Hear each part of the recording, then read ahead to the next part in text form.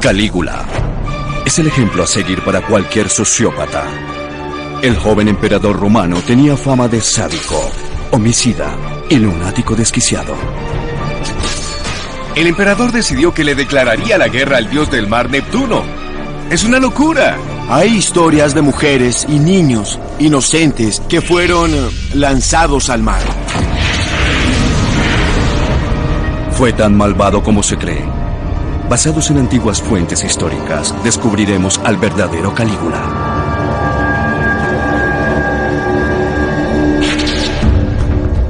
Los expertos investigarán a fondo su turbulenta vida mediante una serie de pruebas científicas. Nuevas pruebas arqueológicas mostrarán por primera vez el lugar de su sangrienta muerte.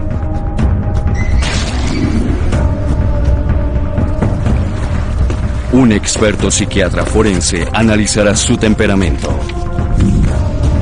Todo eso nos ayudará a descubrir si Calígula es un desquiciado o un villano, para compararlo con otros tiranos de la antigüedad.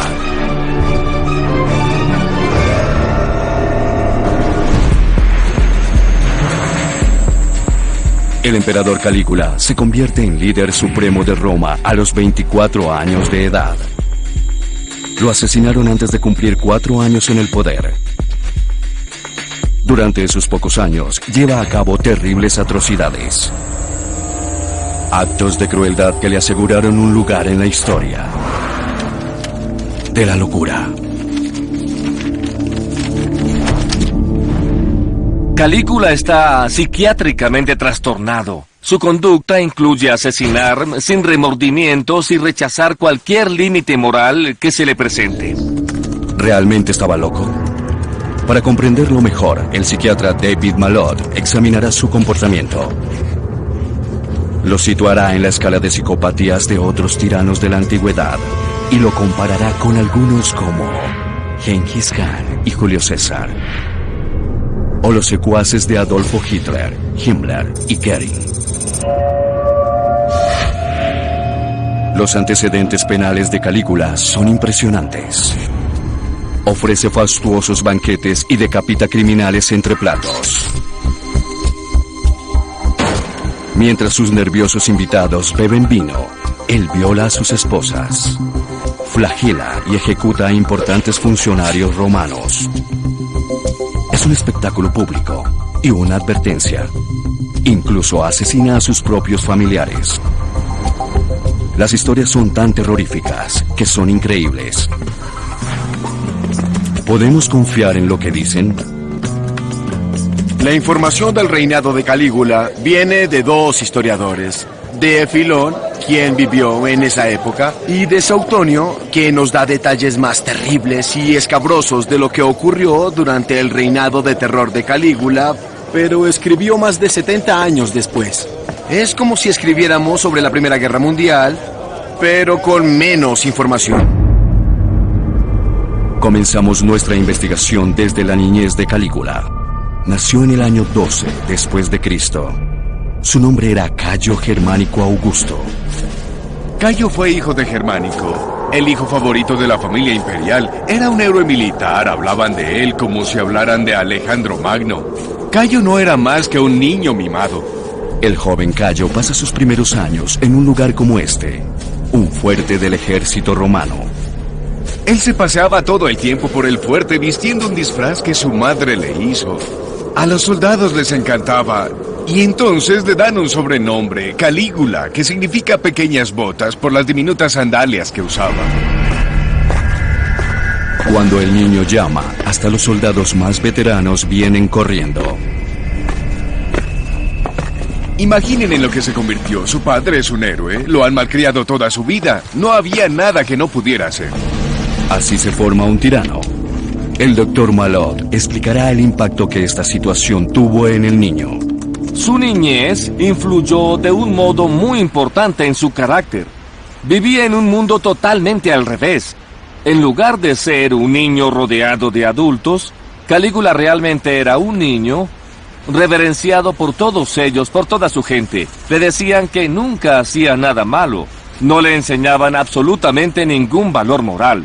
Él no era un niño, él era un general. Estaba claro que ese no fue un buen inicio, y fue de mal en peor.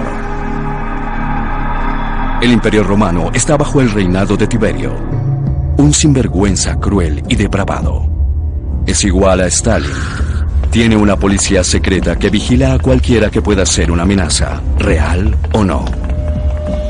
Germánico, el padre de Calígula, es uno de los más vigilados. Hay que tener en cuenta que Germánico es un héroe de guerra y eso significa mucho para los romanos. Significa que es el sucesor del trono, mientras que Tiberio es un viejo pervertido y poco popular. Y ha estado tan paranoico que sospecha de Germánico. Calígula tenía 7 años cuando Germánico contrajo una extraña enfermedad y murió en circunstancias sospechosas. La historia cuenta que Tiberio lo envenenó, pero no hay pruebas. Si fue un asesinato, su muerte habría dejado una profunda marca en Calígula. La ciencia médica moderna puede solucionar ese misterio. ¿Fue un homicidio? El doctor y toxicólogo Timothy Erickson consultó las fuentes históricas y encontró 2 pistas importantes. Ilustrará su análisis usando un simulador robótico. Sabemos que el relato es bastante descriptivo. Indica que Germánico tenía la piel manchada. Arrojaba espuma por la boca antes de morir. La otra historia relevante es que sabemos que estos síntomas son clásicos de un envenenamiento con arsénico. Eso es lo que podemos concluir de todo esto. El envenenamiento con arsénico es fácil de confundir con una enfermedad común y letal. Cuando alguien es envenenado con arsénico, generalmente sufre de diarreas. Con una consistencia de agua de arroz, se pierde tanto volumen que las heces tienen aspecto de agua.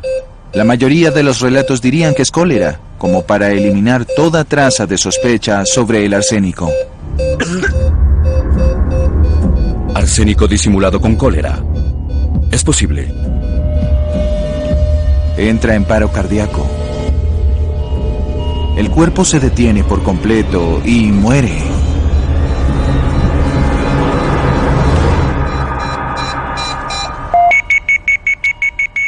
Nadie, ni siquiera Calígula, cree que Germánico haya muerto por causas naturales. El fallecimiento de Germánico golpea fuertemente al joven Calígula. Ve morir a su padre, un gran líder militar. Esto lo lleva a tener una visión fatalista o tal vez nihilista del mundo. Mi padre fue un gran hombre y murió joven. A mí también podría pasarme.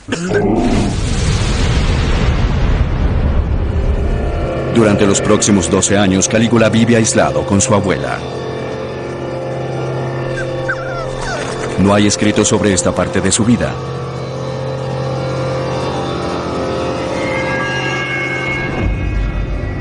Lo que ocurre a continuación hace ver la muerte de su padre como un incidente trivial.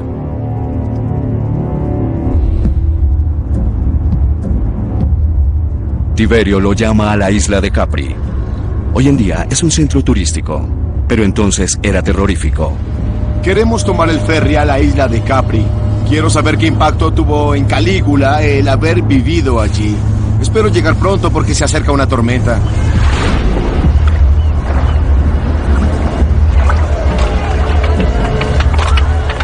Capri está en el Mediterráneo a 208 kilómetros al sur de Roma.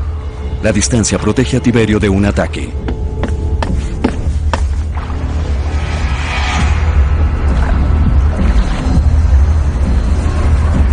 Llegamos a Capri y el ambiente es lúgubre, está nublado y oscuro.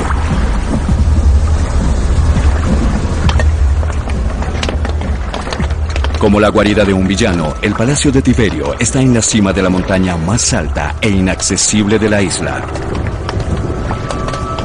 Calígula no sabe por qué fue, pero lo que ocurre aquí le cambiará la vida.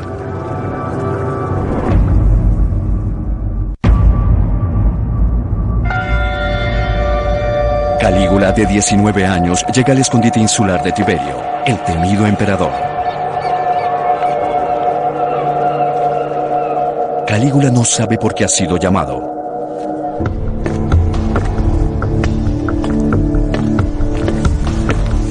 Este es el camino que posiblemente tomó para llegar al palacio de Tiberio.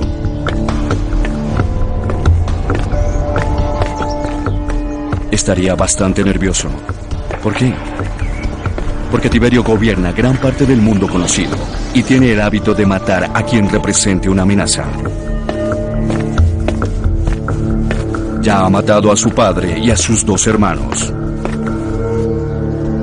Pienso en Calígula subiendo hasta acá. Debe haber estado temblando de miedo e incertidumbre, pensando en los familiares que Tiberio asesinó y si sería el próximo.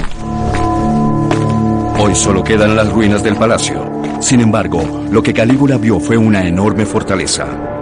Es un lugar tenebroso, el escenario de hechos atroces.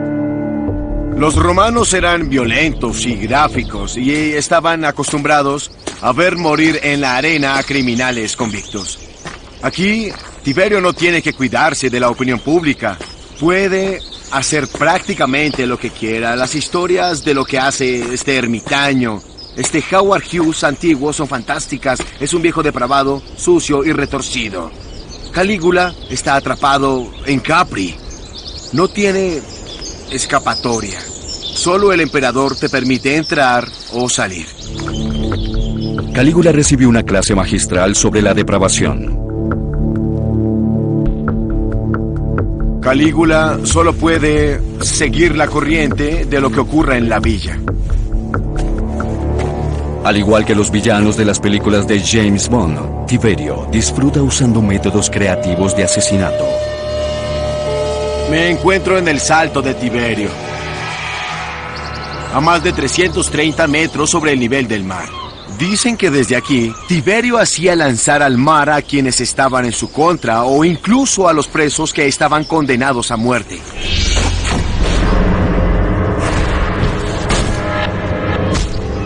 La historia cuenta que si algunos sobrevivían, había personas en barcos esperándolos abajo para golpearlos fuertemente en la cabeza con los remos. El Salto de Tiberio no era solo para criminales. Se cuenta que mujeres y niños inocentes fueron lanzados al mar para entretener a Tiberio.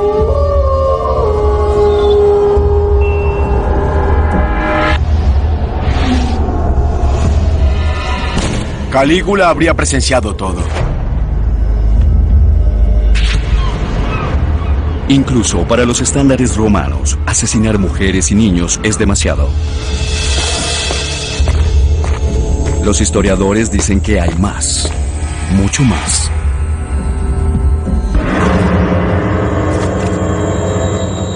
Orgías, violaciones, pedofilia, tortura. Todo el repertorio de la mala conducta.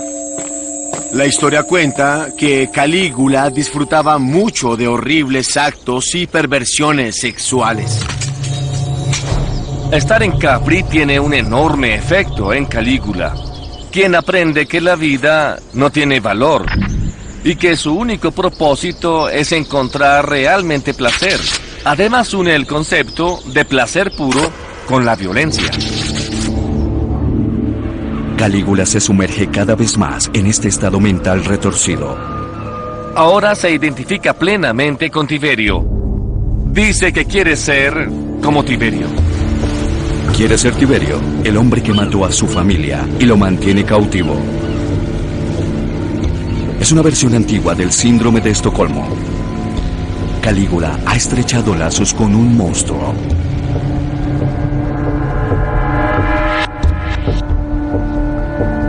Busca lo que Tiberio tiene. El poder total. Calígula aprende qué es el poder absoluto. Ve desde Capri todo el imperio y lo desea. Lo obtiene muy pronto, luego de que Tiberio muere repentinamente.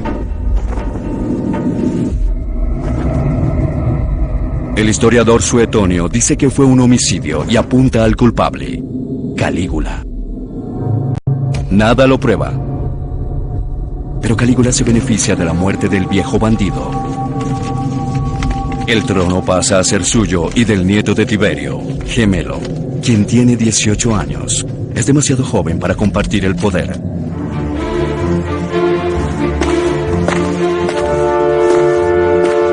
Es el año 37 después de Cristo. Calígula tiene 24 años y tiene al mundo en un puño. Tiberio ha muerto. Calígula es emperador y llega a Roma por este camino, por la Vía Apia. Las multitudes lo aclamaron, estaban felices de ver un nuevo comienzo con un nuevo emperador. Lo primero que hace es tomar distancia del temido Tiberio. Calígula llega al foro y quema en público los archivos secretos de los ciudadanos romanos hechos por la policía secreta de Tiberio. Este es un gran momento, como si los archivos de la KGB fueran quemados en público. Es un nuevo comienzo. La multitud está entusiasmada por esta maniobra. No sabían que Calígula tenía copias de todos los archivos.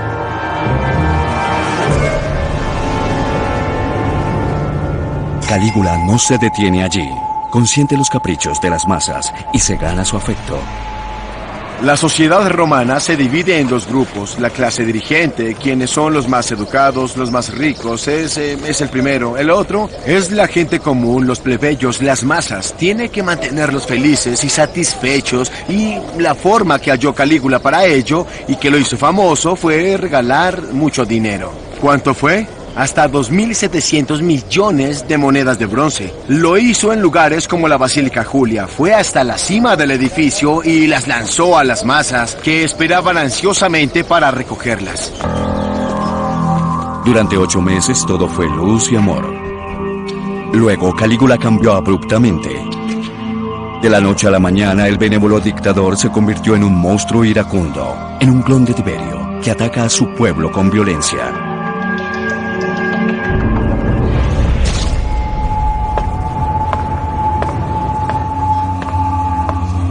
Calígula ofrece elegantes y exquisitos banquetes.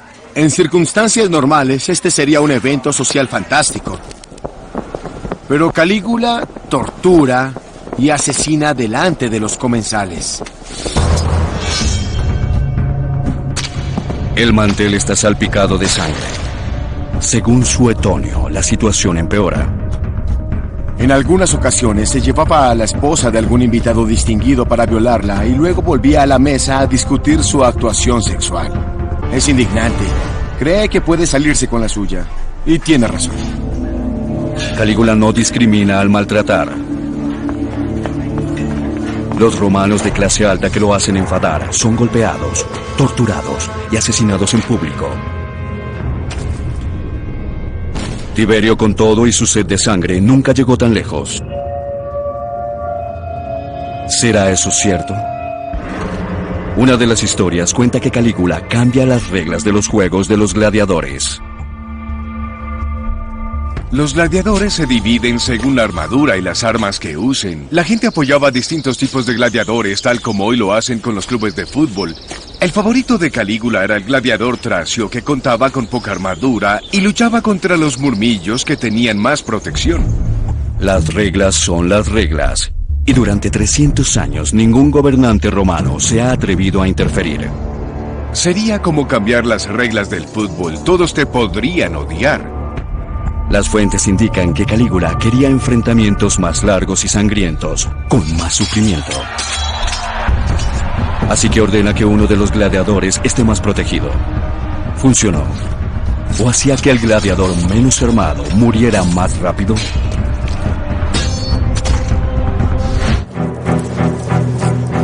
Para comprobarlo, 2 expertos en lucha usarán la armadura de los gladiadores.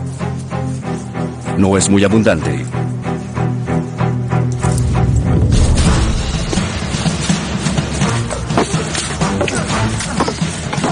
El médico militar Fred Galvan está aquí para evaluar las heridas. Muy bien, lo que haremos ahora es quitarle el protector del brazo a este gladiador. Expondremos su bíceps, tríceps, los músculos del antebrazo y también los de la muñeca.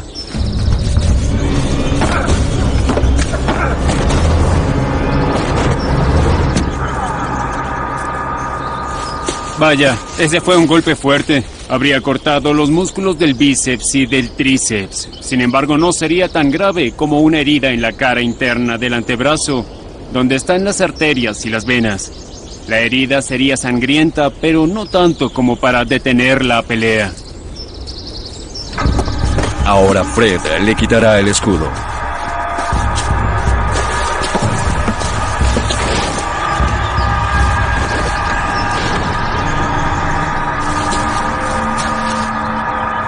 Esta fue una herida superficial a lo largo del abdomen. Ninguna de las estructuras vitales fue afectada. Por ejemplo, el hígado aquí o el vaso aquí. Los pulmones a cada lado del pecho y el corazón en el centro están ilesos. Recibió un corte superficial en los músculos abdominales, así que sobrevivirá. El gladiador tracio podría matar a su oponente en cualquier momento, pero si no ofrece el largo y sangriento espectáculo que Calígula quiere ver, el emperador no le dejará salir de la arena vivo. Y entre todos los tiranos, Calígula es experto en comportarse mal. La pregunta es, ¿qué termina de convertirlo en un ser monstruoso? Las fuentes históricas indican que se trata de una enfermedad misteriosa. La ciencia médica moderna revelará la verdad.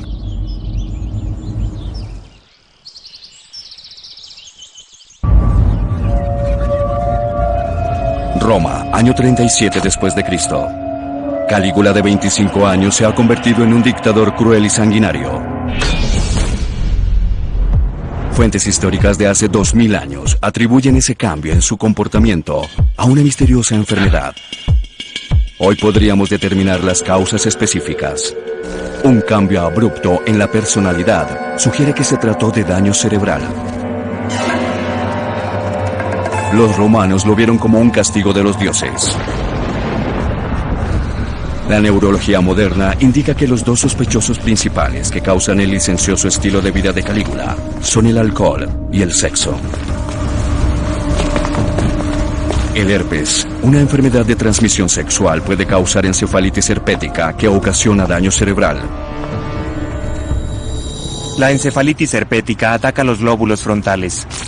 Se cree que esa parte del cerebro controla las expresiones emocionales y la capacidad de inhibir los impulsos.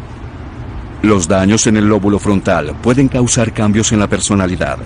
Cambios radicales en el comportamiento emocional, es decir, periodos de gran euforia seguidos de periodos de tristeza, conducta inapropiada, por ejemplo, conducta sexual inapropiada y comportamiento violento muchas veces hacia otras personas. El comportamiento de Calígula se ubica dentro de los efectos de la encefalitis herpética, pero hay un inconveniente. Con el tratamiento disponible hoy en día, 3 de cada 4 pacientes muere. 2000 años atrás, Calígula habría tenido pocas oportunidades de sobrevivir. Si no fue el herpes, ¿entonces fue el alcohol? El presunto culpable podría ser un elemento propio de la cultura romana, porque no se trata solo de un caso de ebriedad. El causante podría ser un endulzante llamado de frutum, que los romanos agregaban a su vino. Posiblemente hacían un vino seco no muy bueno en comparación con la tecnología moderna. Usaban el de frutum para endulzarlo y hacerlo más agradable. Terence hace el de frutum siguiendo el antiguo método romano. Lo que lo hace sospechoso es su preparación, porque se hierven los ingredientes en una olla con revestimiento de plomo. Creían que las ollas de latón arruinarían el sabor del jugo que estaban preparando. Los romanos no conocían los peligros del plomo. Por lo tanto, la pregunta es, ¿cuánto plomo contiene el de frutum? Un análisis químico nos dará la respuesta. Es increíble porque hasta donde sé nadie había llevado este extracto a un laboratorio para calcular los niveles de plomo. En aquella época apreciaban el sabor del plomo, era como un sirope de chocolate. analizan la muestra en un espectrómetro de masas y comparan los niveles de plomo con los de una muestra de vino común. Bien, veo que los niveles de plomo de un vino cualquiera son menores a 200 partes por millardo. Ese es el límite permitido. Si tiene menos de 200 lo puedes vender. Veamos el de Frutum. Vaya, 29.000 ppb. es bastante. Está cargado de plomo. Debo decir que es un gran golpe. Sabía que el nivel sería elevado, pero no sabía exactamente qué tan alto. Sinceramente, superó lo que yo había anticipado. El de Frutum tiene más que suficiente plomo como para causar un envenenamiento. Cuando el paciente comienza a sufrir de un severo envenenamiento con plomo, se observan alteraciones en la personalidad, delirio, confusión. ¿Podría ser esto la causa de las extravagancias, los déficits, el comportamiento radical de Calígula? Yo creo que sí. Sin embargo, Calígula no es el único romano que toma vino. Muchos podrían envenenarse. Una de las fuentes históricas lo explica. Filón dice que después de tomar el poder, el consumo de alcohol de Calígula se torna excesivo, incluso para los estándares romanos. El plomo que consumió añade más problemas a su personalidad trastornada. Mientras Calígula está enfermo, la multitud sale a las calles a mostrar su afecto por el joven emperador enfermo. Hubiera sido mejor no hacerlo. En la convalecencia de Calígula, muchos hicieron promesas a los dioses por su recuperación. Uno de ellos fue un plebeyo que se llamaba Publius Afitrius Poetus, quien juró dar su vida a cambio de la vida de Calígula, y cuando él se recupera, le toma la palabra. Lo vistió como un animal de sacrificio, lo adornó con guirnaldas y flores, y luego lo lanzó por encima de las murallas.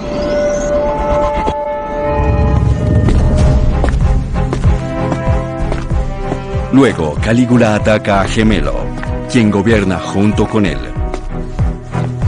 Calígula se da cuenta de que Gemelo está muy cerca de obtener el trono y podría gobernar a su lado. Aunque Calígula era el favorito de Tiberio, él tiene que eliminarlo.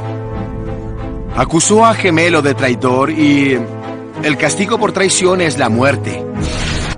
Calígula ni se molesta en cumplir con las formalidades legales. Incluso Stalin llevaba a cabo juicios ficticios para cubrir su rastro. Lo único que ofrece a Gemelo es la oportunidad de morir con honor romano. Gemelo está obligado a cometer suicidio y Calígula envía a sus secuaces a asegurarse de que lo haga.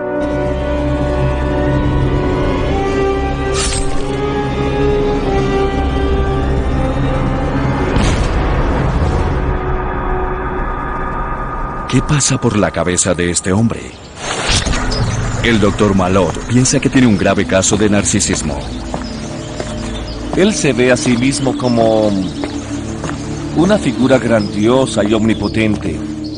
El riesgo que hay con una personalidad narcisista es que son incapaces de mostrar empatía hacia los demás. En su cabeza él vive una especie de película muy violenta. Él es Freddy Krueger, con toga. Está tan fuera de control que desafía a los mismos dioses. En la Roma antigua, eso es algo que no se debería hacer. A Calígula no le importa nada. En el corazón de la ciudad se encuentra uno de los monumentos más venerados por los romanos, el templo de Castor y Pollux. El historiador Suetonio dice que Calígula convierte este templo en la entrada principal de su palacio. El equivalente de una acción como esta sería que alguien construyera una enorme casa al lado del Vaticano, derribara uno de sus muros y luego lo usara como vestíbulo o incluso como comedor. Que pusiera luces y bolas de espejos y diera grandes fiestas. Es así de absurdo y descabellado. Es tan atroz que ninguno de los historiadores posteriores lo creyó. Pero en 2003, Darius y su equipo revelaron la verdad. La excavación fue rellenada, pero lo que encontraron fue increíble. En esta zona tenemos algunas estructuras que fueron parte del palacio de Calígula. Si seguimos en esta dirección, nuestras excavaciones revelaron aquí, en este pórtico, unos cimientos gigantescos que siguen en este sentido hasta la parte de atrás del templo de Castor y de Polus. Así que tenemos estos cimientos que van desde donde sabemos que la dinastía Julio Claudio construyó palacios y que Calígula conocía hasta este extremo que está en contacto con la parte trasera del templo, como dicen las fuentes.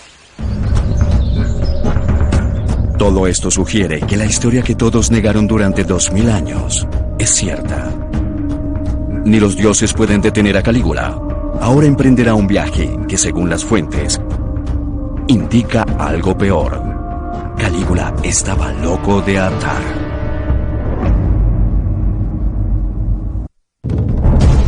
Es el año 39 después de Cristo. Calígula, de 27 años, aterroriza a Roma. Pero no es suficiente para él. Quiere pasar a la historia como un gran general. Tenemos que entender que Roma es un estado militar y hay una regla de oro: los grandes líderes ganan batallas. Aquí, si quieres que te respeten, tienes que vencer a los bárbaros de manera espectacular. Además, Calígula debe lidiar con el legado de su padre Germánico, el héroe militar. Él está desesperado por superar a su padre. Hará lo que sea para ponerse a prueba como líder militar. Calígula decide llevar una campaña militar a más de 1600 kilómetros de Roma, hasta la costa norte de Europa. Suetonio dice que Calígula regresa a Roma tras 8 meses de campaña, diciendo que conquistó Britania, algo que ni Julio César pudo hacer. Suetonio dice que Calígula estafa a los romanos. Para probar que conquistó Britania, muestra a sus prisioneros de guerra, incluyendo un jefe tribal.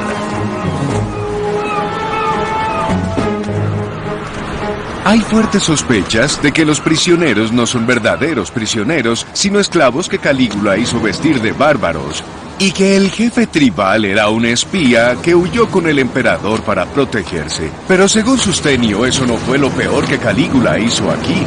Imagínense que son legionarios y que están a punto de embarcarse a la guerra en Britania, y que repentinamente reciben órdenes de juntar la mayor cantidad de conchas de mar. Porque el emperador ha decidido que en lugar de invadir a Britania, quiere declararle la guerra al dios Neptuno. Si esta historia es cierta, fue la decisión de un lunático. ¿Pero realmente pasó? Suetonio escribió su relato 70 años más tarde, bajo un nuevo régimen que quería restarle créditos a los logros militares de Calígula. ¿Qué estaba sucediendo en verdad? La respuesta yace a 320 kilómetros en las riberas del Rin, en Holanda. Aquí existen fuertes militares que el emperador Claudio usó para lanzar una campaña de invasión a Britania, 3 años después de Calígula.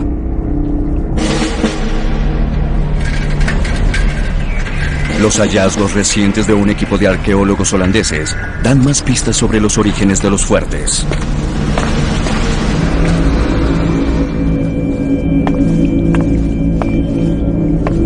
El equipo precisó la edad de los troncos de árbol del fuerte según los anillos de su corteza.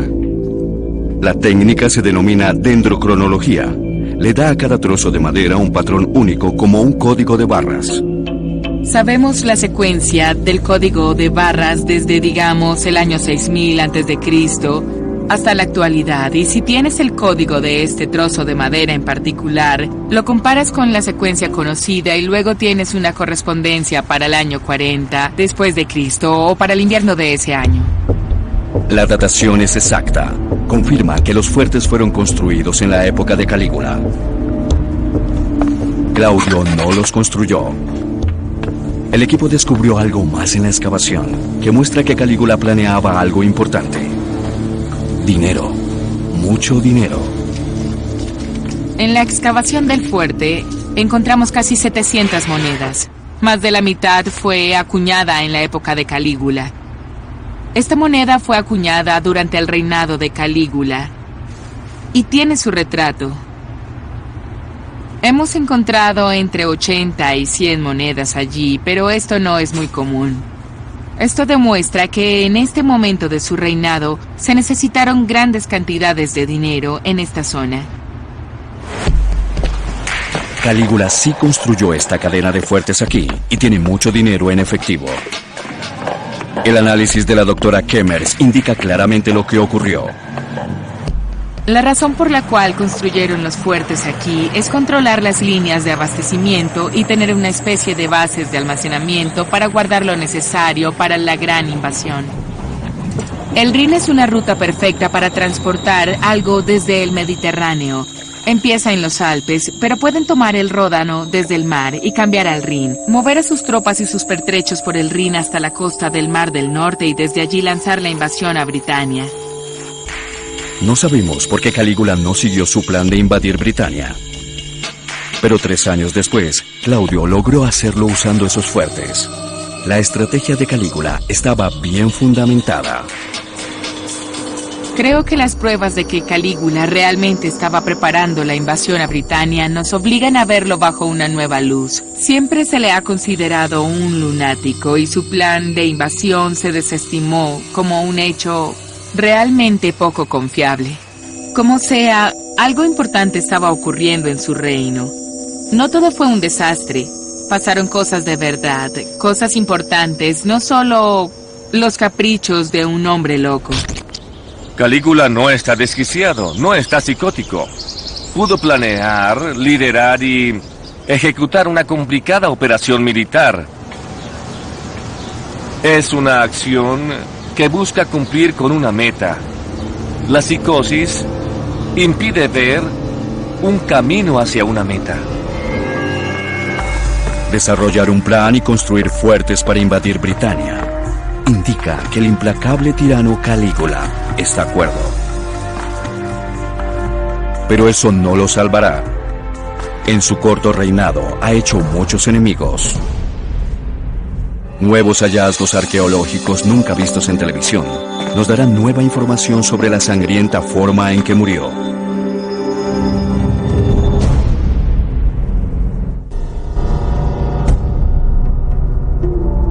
Calígula tiene 29 años. Ha gobernado Roma durante menos de 4 años y está fuera de control.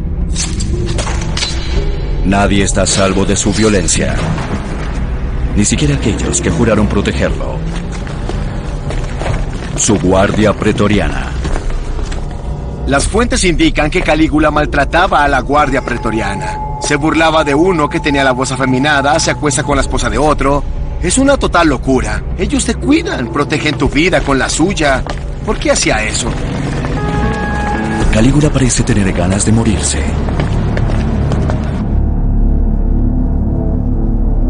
Un día frío de enero en el año 41 después de Cristo, él asiste a los Juegos Palatinos en Roma. La multitud emocionada ha copado el estadio y sale hasta la calle. El ambiente está caldeado. A la hora del almuerzo, Calígula se va del estadio. Entra en un pasaje subterráneo llamado Criptopórtico y camina hacia su palacio. No llegará vivo. Este tipo de criptopórtico o túnel subterráneo conecta lados distintos del palacio como en un laberinto. Este es un descubrimiento reciente. Durante casi 2000 años, estos pasajes han estado ocultos. Fueron descubiertos por arqueólogos en 2006. Esta es la primera vez que se permite que las cámaras graben dentro. Los primeros pasajes que se encontraron datan de años posteriores a Calígula. Continuaron excavando y hallaron algo que lo cambió todo. Esta es una excavación reciente. Aquí ocurrió un descubrimiento importante.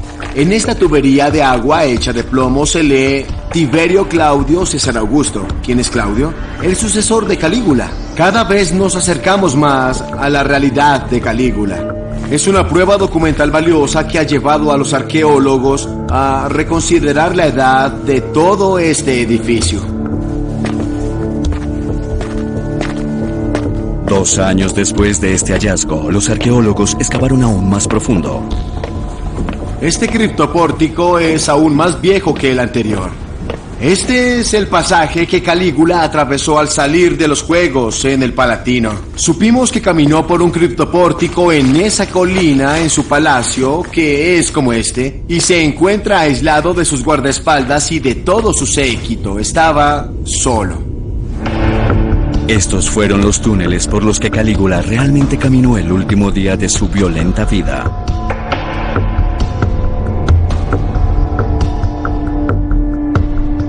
En la oscuridad se ocultan 2 guardaespaldas, Casio Querea, de quien Calígula se burlaba sin piedad, y Sabino, a cuya esposa violó. Entonces golpean los guardaespaldas. Casio Querea y Sabino lo encuentran aquí y lo atacaron. Calígula muere tirado en el suelo en un charco de sangre. El reinado de Calígula duró 3 años, 8 meses y 10 días. Él tenía solo 29 años. En ese corto tiempo convirtió el afecto que los romanos sentían por él en odio y repulsión. Vivió por la violencia y la sangre. Disfrutó viendo niños y mujeres masacrados. Hizo más sangrientos y crueles los juegos de los gladiadores. Violó y asesinó. ¿Dónde se sitúa un tirano como él dentro de la escala de psicopatías de los tiranos de la antigüedad? Aunque mató por conseguir el poder, la mayor parte de los asesinatos de Calígula fueron por diversión. Este comportamiento psicopático lo coloca en el extremo opuesto a asesinos calculadores y oportunistas como Julio César y Gengis Khan. Para ellos, asesinar era un mal necesario para conseguir sus metas. Estaría en el extremo de la psicopatía. Asesinar sin remordimientos, sin ninguna culpa. La total incapacidad de apreciar los derechos de los demás lo hacen un psicópata frío e insensible. Hay otro aspecto de su personalidad que lo diferencia del resto. Su narcisismo extremo. Obtendría una alta puntuación en la escala de narcisismo, debido a su exagerada noción de importancia, su falta de empatía hacia otros y su necesidad de ser adulado. ¿Quién tiene un perfil psicológico parecido? Yo lo compararía con Himmler y Goering, los secuaces de Hitler. Tienen una combinación de narcisismo y una autoestima inflada con una psicopatía y falta absoluta y total de remordimientos cuando muere una persona. La mezcla de tendencias psicopáticas y narcisismo dan como resultado una de las personalidades más temibles de la historia. Más temible aún si tomamos en cuenta que su maldad era fría y calculadora.